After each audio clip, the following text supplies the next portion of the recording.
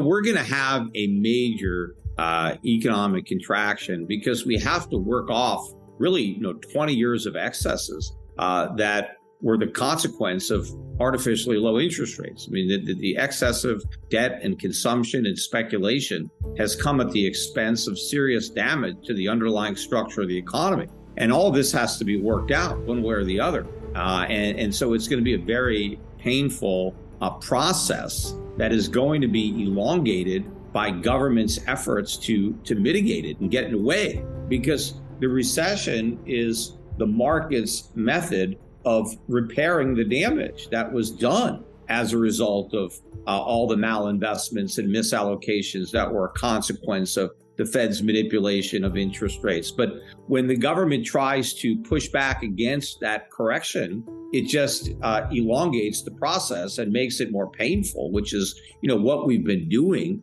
Every time we start to see a problem, we slash rates and print money. We just saw several large banks fail, and a lot more would have already failed had the Fed not stepped up and backstopped everything. But that doesn't mean we're out of the woods. I mean, all of the problems that resulted in Silicon Valley Bank or Signature Bank or whatever going under, those problems are there throughout the entire banking industry. All you have to do is think about all of the mortgage refinancings that occurred over the last 5 or 6 years, where you've got all these 30-year mortgages in the threes. That's great for the borrowers, but what about the banks that are holding all that paper? They're underwater. They're losing a ton of money on these mortgages. Think about all the commercial mortgages that were extended, where the collateral has collapsed, where commercial real estate values have been halved or down even more than that. So you have all this negative equity in all these loans that the banks are holding on to. Plus, the banks also have large portfolios of government, treasuries, where they own 10 to 30-year maturities, again, where they're collecting 1% and 2% interest in a 5% environment. So they're losing a lot of money on these loans. Meanwhile, everybody is loaded up with debt. Student loans now are getting close to $2 trillion just there. Credit card debt, record territory. Everybody has debt. Corporations, just went on a debt binge during the era of cheap money, and their balance sheets are at risk dramatically as all this low-yielding debt matures into a higher rate environment. And look at the federal government. I think interest on the national debt right now is $600 to $700 billion a year. That's double where it was about a year ago. By the end of this year, it'll be about $1 trillion. By the end of next year, the U.S. government will be paying $2 trillion a year in interest on the national debt, which will be about $35 trillion by the end of next year, headed for $40 trillion, probably in another year or two from there. And that's if interest rates don't even go up. What if rates keep rising? What if they go to 7% or 8%? So this is a huge debt bomb that's going to explode. And nobody is talking about where the next deficit is going to be, because when we go to a situation where we get 10% unemployment again and we get a big economic contraction, you're talking about maybe $4 to $5 trillion deficits. Because every cycle, the deficits get bigger and bigger, and the QE required to finance them gets bigger and bigger. And I don't think we can go for another cycle. The numbers are now too big that there's no way we can goose the economy with that much drugs and not overdose at this point. And to start having the deficits grow at that type of rate. And then the markets would have to realize that, wait a minute, the balance sheet is going to grow forever. It's all this talk about reducing the balance sheet and that you're not monetizing the debt and that America isn't a banana republic is just a fantasy, because the deficits or the balance sheet can never be contracted, because they can never get far along in the process without another recession kicking in. And now they have to ramp it up, and it has to get much bigger than it was than the prior peak. And so it's just always going up. It can never go down.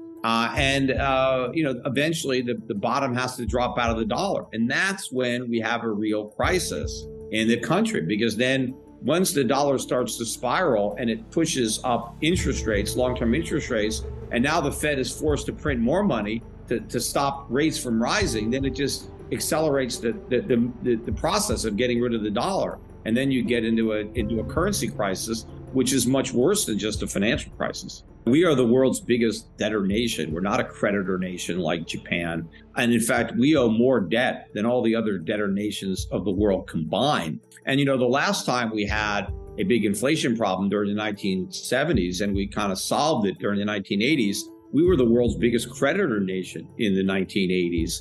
And we could afford to pay the high interest rates that were required to bring down inflation. But, we have these twin deficits now. No one even talks about it. We were talking about $1 trillion trade deficit and a $2 trillion budget deficit. That's $3 trillion during good times, supposedly. Wait till you see what happens during bad times. And even Donald Trump, who ran, his main campaign platform was bringing down the trade deficits. I mean, one of his themes was we have to make America great again by reversing these trade deficits, by reindustrializing. Well, when Trump left office, the trade deficits were at new all-time record highs. And then Biden broke that record and we got even bigger deficits.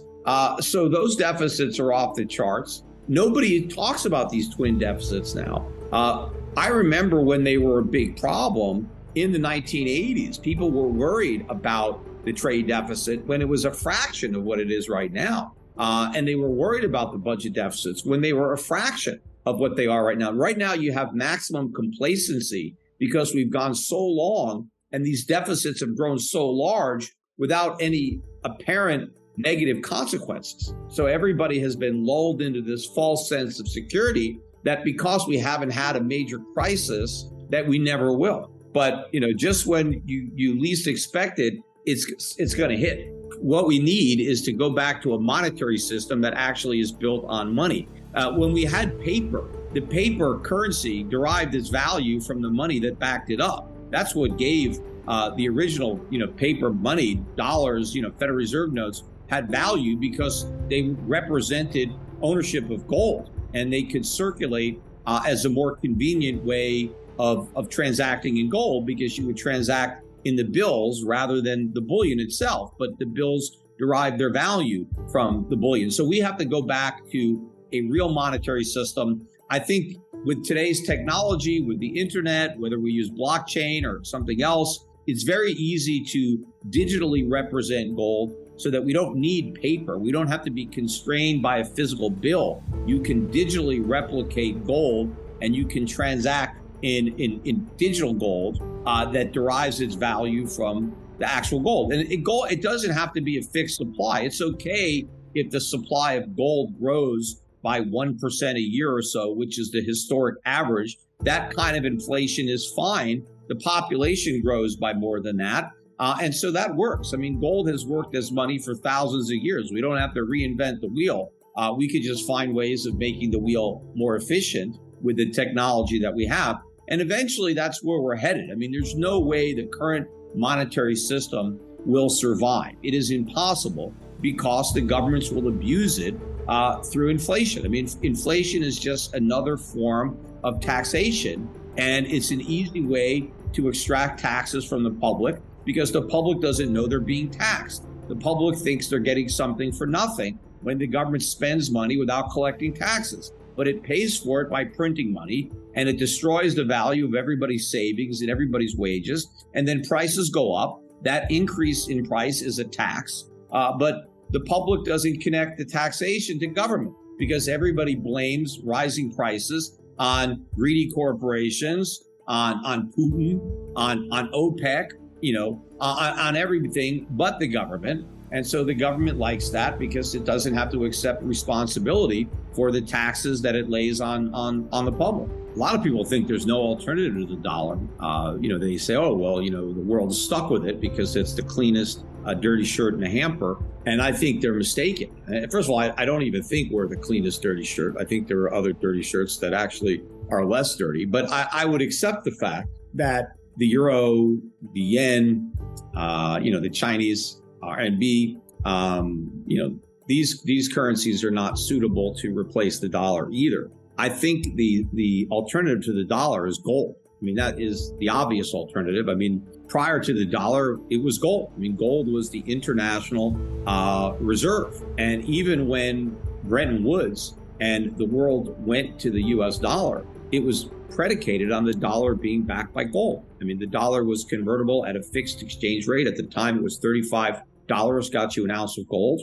And the whole expression, the dollar is as good as gold, is because it was gold. I mean, legally, the dollar was a weight of gold. And so everybody that owned Federal Reserve notes owned IOUs for dollars, for gold. When Nixon defaulted on that promise and we told the world, you're not going to get real money for your notes, you can't have the gold that we promised to pay. It's like we wrote checks and we told the world, you can't actually cash the checks, but you're free to use the checks and negotiate them among yourselves. You just can't take them to the bank and get what we promised. You could just, circulate these bum checks. But I think the world is going to ultimately reject that dollar. And then what's left? You just go back to gold. And so I think more and more of these central banks are going to be backing their currencies with gold. And I think that's why central banks have been buying gold and why they will continue to buy gold, because they're preparing for the day when they have to back